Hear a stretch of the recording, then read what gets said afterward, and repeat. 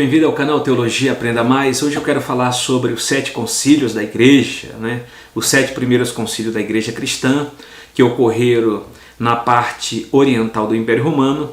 Eu quero falar sobre o primeiro concílio ecumênico. O primeiro concílio ecumênico é o concílio de Nicéia. O concílio primeiro de Nicéia é o primeiro concílio ecumênico, que significa universal, já que deles participaram bispos de todas as regiões onde que havia cristão. Então foi um concílio bem geral realmente, onde que vai se discutir uma controvérsia chamada controvérsia ariana, e nesse concílio ele é tão importante para toda a cristandade no decorrer da história do cristianismo, no decorrer da história da igreja, principalmente quando se trata da pessoa augusta, da pessoa divina de nosso Senhor e Salvador Jesus Cristo. O concílio primeiro de Nicéia é o primeiro concílio ecumênico, que significa universal, já que dele participaram o bispo de todas as regiões em que havia cristão. Teve lugar quanto a igreja já tinha conseguido a paz estável, e dispunha liberdade para se reunir abertamente. Então, desde a época do Édito de Milão, que a gente viu dentro da história do cristianismo, o Édito de Milão promoveu, foi promovido na cidade de Milão pelo imperador Constantino e pelo outro imperador Licínio. Então, no Édito de Milão, tem a liberdade de culto para a igreja. Então a igreja está tendo liberdade de culto, de reunião, de pensamento, de ideias, de crenças e prática teológica. Mas aconteceu algo agora inesperado, mas era para acontecer realmente. Aconteceu que do dia 20 de maio a 25 de julho de 325, o concílio de Nicéia, dele participaram alguns bispos que ainda tinha seu corpo, corpos e os sinais dos castigos que tinha sofrido por seres fiéis nas perseguições passadas, que era recente. Então, teve o concílio de Nicéia nessa data de 325, mas a perseguição praticamente terminou ontem, através do Édito de Milão. Então esses bispos que compareceram foram pessoas que estavam ainda com seus corpos marcados, seus corpos mutilados devido às perseguições de Diocleciano, de Galério e etc.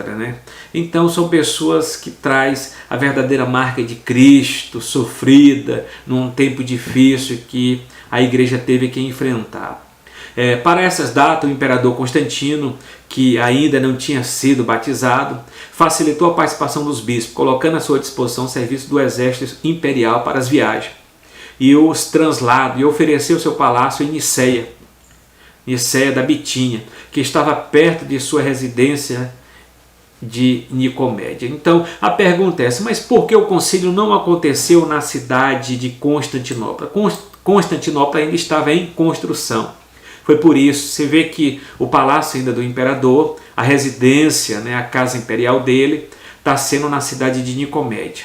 E o concílio foi reunido na cidade de Nicéia, na Bitínia, porque Constantinopla ainda está em construção, ainda está em todo o levante de edificação da cidade.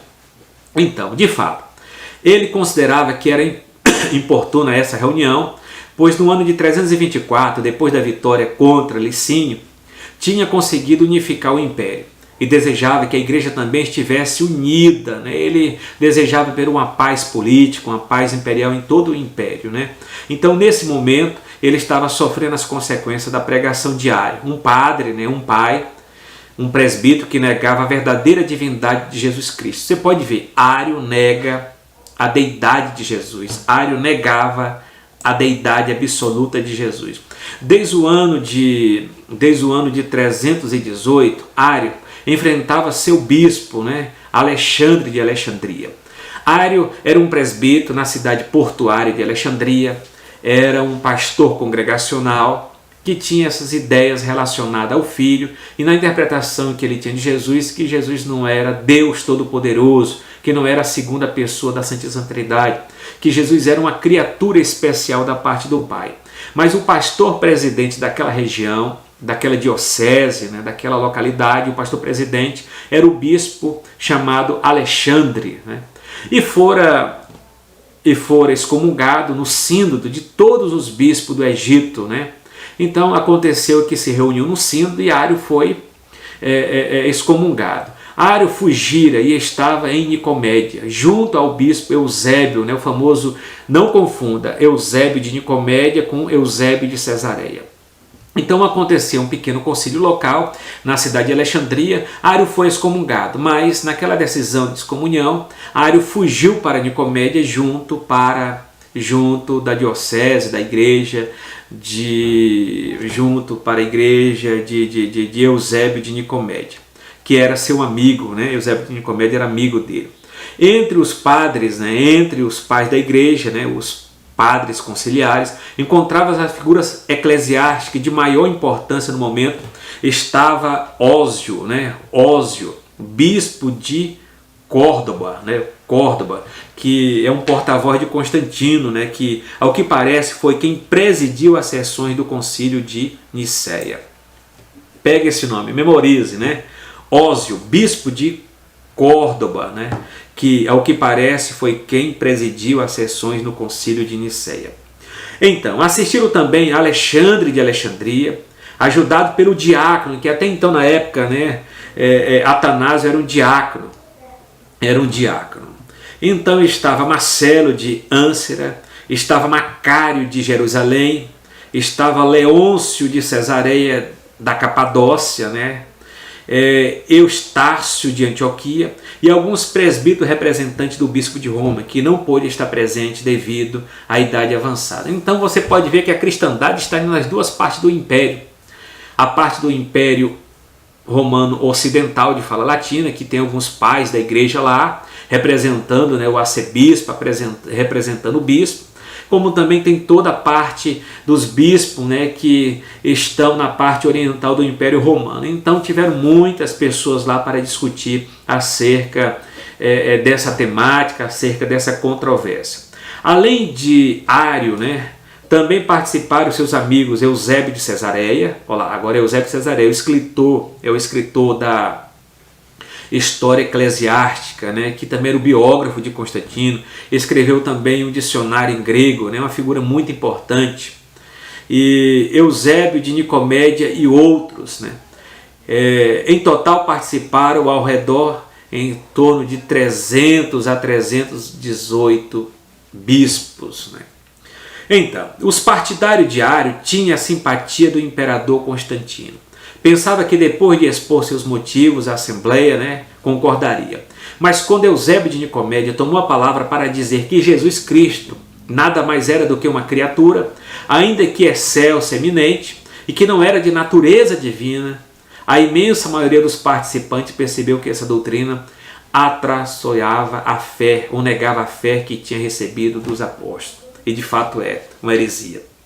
Uma heresia tamanha, né, dizer que Jesus é Deus, que é uma criatura especial da parte de Deus, e negar a deidade absoluta do Filho. Os padres conciliares, né, para evitar as consequências de uma confusão tão grave, decidiram reagir, né, baseando no credo batismal da igreja de Cesareia, um símbolo de fé que fosse o reflexo de forma sintética e clara da confissão genuína, da fé recebida e adquirida pelos cristãos desde as origens. Nele consta que Jesus Cristo é da substância do Pai, de Deus, luz da luz, Deus verdadeiro de Deus verdadeiro, gerado e não criado. Homo usius tol patro, homo usio tol patro, consubstancial ao Pai, ou da mesma substância do Pai.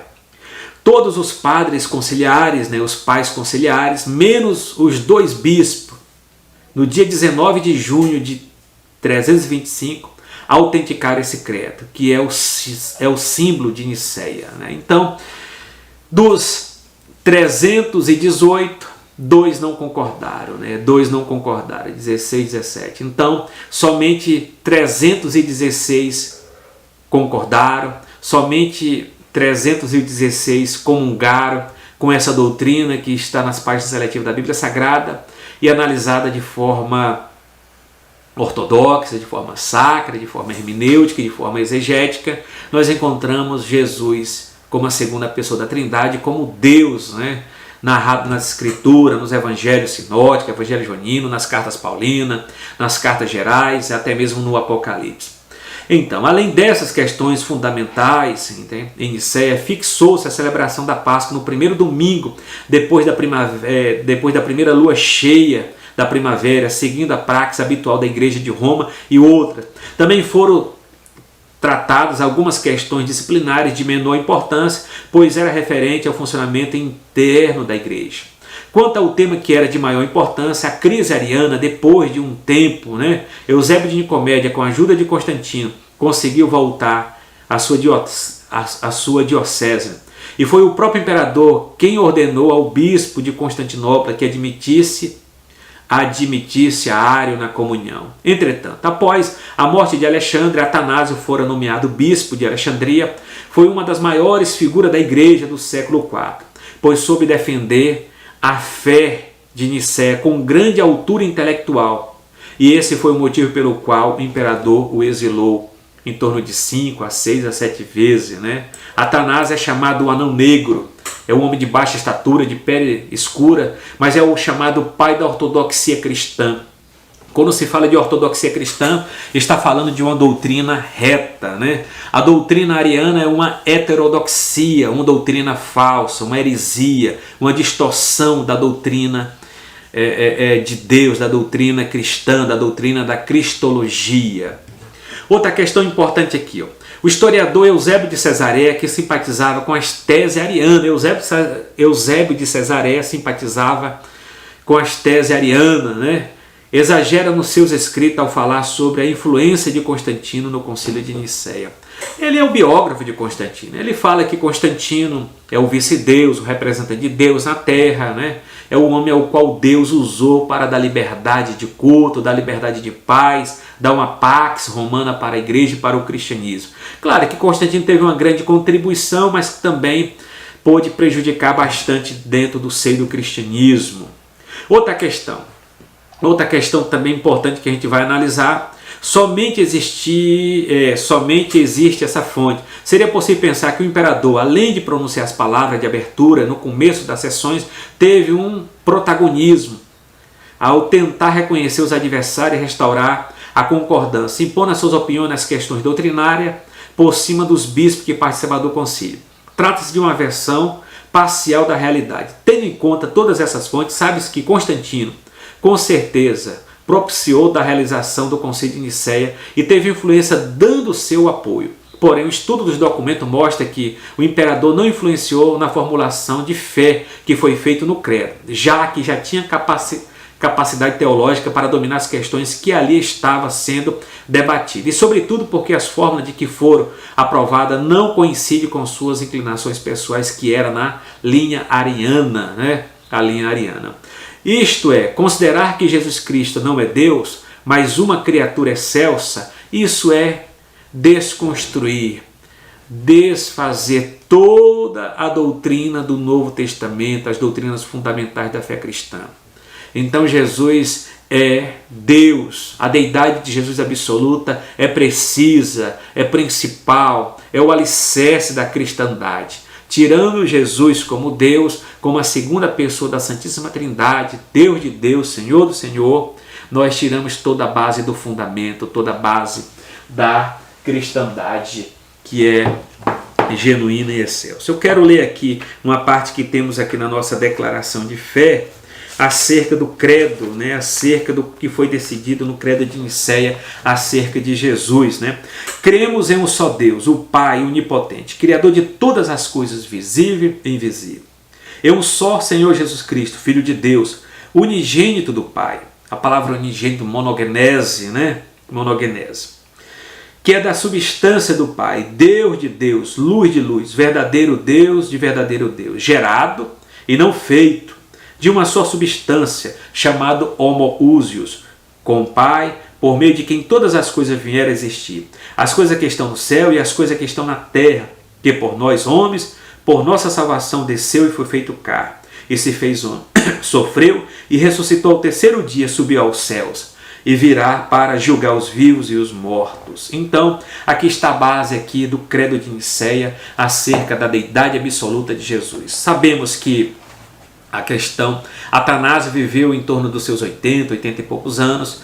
o arianismo não morreu de vez no Concílio de Nicéia, mas sobreviveu até o ano de 380, né? 380. Então Atanásio lutou muito tempo contra o arianismo, né? E foi exilado várias vezes, né? Por Constantino, pelos filhos de Constantino, precisamente um dos filhos dele que tinha uma simpatia, tinha um apreço, né? Pela doutrina ariana, de ser que Jesus era somente uma criatura especial da parte de Deus. Então Atanásio teve que lutar. É por isso que São Jerônimo, né, um dos pais, o pai da Vulgata Latina, falou Atanásio, né, Atanásio contra mundo, né? Então Atanásio ficou sozinho na luta. Não ficou sozinho porque a igreja de Alexandria, né, ao qual ele presidiu, sempre quando ele ia, ele voltava, ela recebia ele, né? Então, Atanásio contra mundo. Então, Atanásio teve que lutar contra o mundo ariano, e essa luta foi muito grande, e ele chegou a morrer aos seus 80 e poucos anos, e o arianismo ainda estava lá. Então, o golpe final no arianismo, né, entre a igreja ortodoxa e a igreja ariana, foi quando Teodósio, no Edito de Milão, em 380, faz do cristianismo a religião oficial do império. De lá, é um golpe fatal no arianismo, que de vez ele morre ali, no século IV. Mas hoje nós temos uma seita que teve seu início no século XIX, eu falo dela lá em Seitas Heresia, que é chamado Testemunho de Jeová. O Testemunho de Jeová nega a doutrina bíblica da Trindade, também o Testemunho de Jeová nega a deidade absoluta do Filho de Deus, de nosso Senhor e Salvador Jesus Cristo. Ele só coloca na tradução Novo Mundo que Jesus é um Deus de segunda categoria, de um Deus menor. Então isso já não é mais trindade, é trinteísmo, é triteísmo. É a doutrina de três deuses. Então, se Jesus não for Deus, está todo mundo perdido novamente. Então isso, Atanásio escreveu um livro, né, A Encarnação do Verbo. Jesus é Deus, a segunda pessoa da Santíssima Trindade. Uma só pessoa, né? Duas naturezas em uma só pessoa. Ele é Deus. Shalom, até o próximo concílio. Dentro desses concílios ao qual eu vou falar que nas decisões conciliares eles são muito importantes para nós e sabemos que a nossa doutrina não caiu do céu pronta e acabada. Você pode estar acessando nossos vídeos, né? História do cristianismo, que eu ressalto um pouco sobre isso, mas precisamente você vai acessar os vídeos História da Teologia Cristã. Acesse também os vídeos também de Seitas e Heresia, de apologética, né? Apologia ou apologética, que de lá eu retrato também sobre esses concílios, sobre as decisões conciliares, que são muito precisas, são importantes para a construção do pensamento teológico, para a construção do pensamento doutrinário. Shalom, até mais.